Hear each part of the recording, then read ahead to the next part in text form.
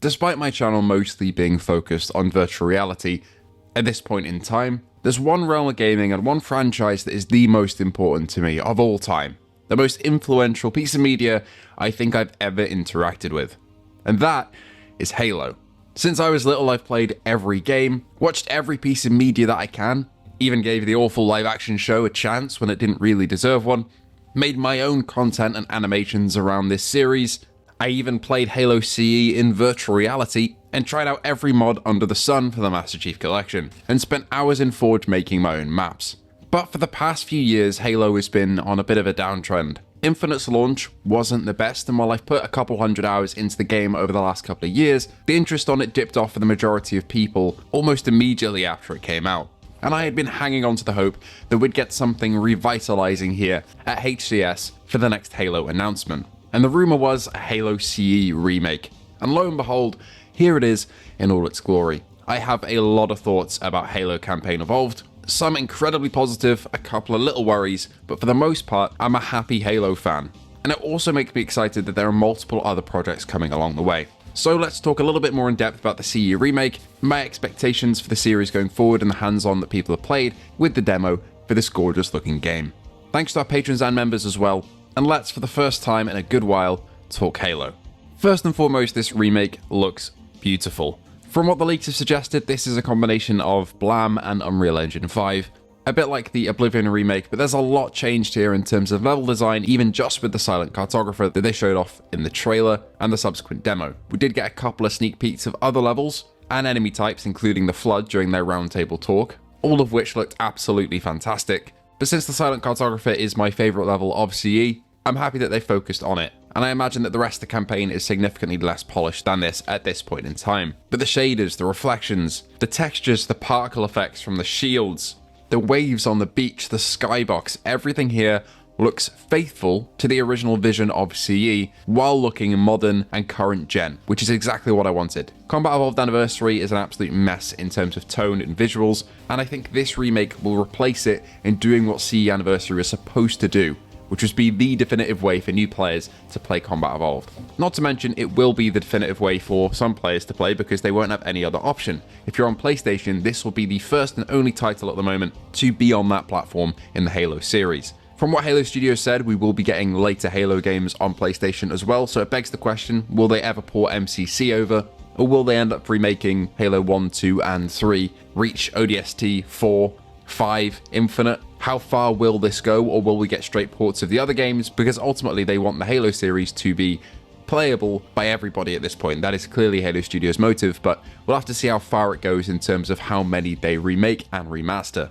It's good to see they're not just porting everything over as well as it was. We've got 9 new weapons, including the Battle Rifle, Energy Sword, Fuel Rod, Needle Rifle, and Sentinel Beam. Some of these lifted from Reach, some of these lifted from 2, and it's going to be weird being able to actually grab and use an Energy Sword in Halo CE when, in the original, that wasn't ever an option. But I do hope that these weapons are considered in the sandbox. One thing with playing a lot of CE mods on PC is that a lot of them throw in weapons that don't really feel like they fit into CE in terms of structure and gameplay balance, so hopefully these are considered in how they're used, but I assume they've been playtested and they really probably deliberated over which weapons to add to this remake and what to not include. Re-recorded voice lines for Chief and Cortana sound a little bit weird to me, but that's just because I'm so used to the original delivery and they still sound great. But we've still got the original voices for some of the Marines, Foehammer. It's nice to see all of them reused. But I'm really hoping they get David Scully back as Sergeant Johnson. Halo just isn't the same without him, and I think that's extra prevalent here because there are 3 prequel missions being added before the events of the CE campaign, which I assume will be 3 missions set in the fall of Reach. And this is confirmed to have Chief and Johnson in it. And it looks like Chief has the Mark IV armor on, which is another point entirely, but hopefully they have David Scully back because his voice is Johnson. You cannot have Johnson without him. Seems like the CE health pack is gone as well, which is a little bit disappointing, but some things have to be updated, I guess, for a more classic shield and health design. Sprint has also made a return here, as you can see. I personally really don't like this edition, but luckily you can turn it off. I just think throughout all the gameplay that we've seen so far, especially in the underground sections you're seeing right now, it ruins the pacing of kind of discovering the ring slowly because you're just sprinting all the way through it. As long as the movement speed at the baseline is the same as it was in original CE without sprinting, then I'll be happy, but I think I'll be disabling sprinting just because it ruins the flow and the pace and the feel a bit. Originally as well, I was a bit concerned about having the HUD look this way, but apparently you can change it so that the radar is shifted down to the bottom as it was in the original if you want it that way, which is so nice to see. And the fact that they're updating existing missions to include kind of wider parameters for 4 players, so bigger play spaces, and also redesigning later missions to make them less repetitive, like in the library, really fills me with confidence that this will be the way to play CE. Because it's such a great game, but the level design does fall away due to the limitations they had later on. Because you are backtracking through the same levels or going through levels that reuse so many assets, it's really easy to get lost. The addition of 4-player co-op as well is one of the main reasons for these play spaces being expanded. That is cross-play and cross-progression online with any platform. So excited to jump in with 4 players on Halo CE for the first time properly. I did play the campaign recreations on Infinite, which support 4 players, but this is the real deal. 2-player couch co-op as well is such a good sight to see, and it shows that Halo Studios know what we want. Hijacking's back as well, along with a bunch of skulls you can get, of course, and some vehicles like the Wraith will be drivable, which is super exciting as well. Everything here just has a level of polish and expansion to it, which, in my opinion, keeps to how the original felt, at least from the mission that we've seen. The intro to the Silent Cartographer here looks much more bombastic than the OG was, but it still keeps that same feeling of landing on the beaches under heavy fire. Being able to see Foe Hammer as well will make the later parts of the campaign hit a little bit harder, and we finally have blood in a Halo game again. That sounds like such a small and petty and weird thing, but it really adds something to the Halo feeling. Being able to smack a grunt over and over again and have a massive blood pool form. And the blood here looks really bright and very alien. This whole project and the future of Halo being in Unreal Engine 5 though does scare me a little bit in terms of optimization. Looking at this trailer and the subsequent demo, there are clear stutters and kind of frame hitches throughout the entire gameplay playthrough, especially if they're supporting 2-player couch co-op. This has to be optimized. We can't have another UE5 mess because at the moment, that performance is a little bit worrying from what we've seen in the trailer, but we have a while to go yet, and I'm sure they're in the polishing and refining stage at the moment.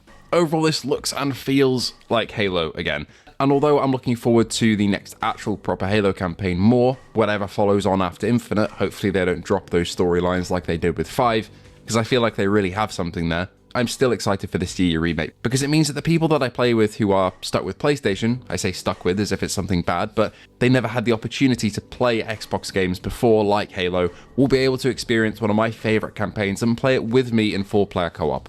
And for me and for my family and friends who have played it before, all those years ago, we can jump back in and experience it in a whole new light with 3 new missions. How great is that? Anyway, I just wanted to take today's video to gush over this game a little bit because it does look utterly fantastic.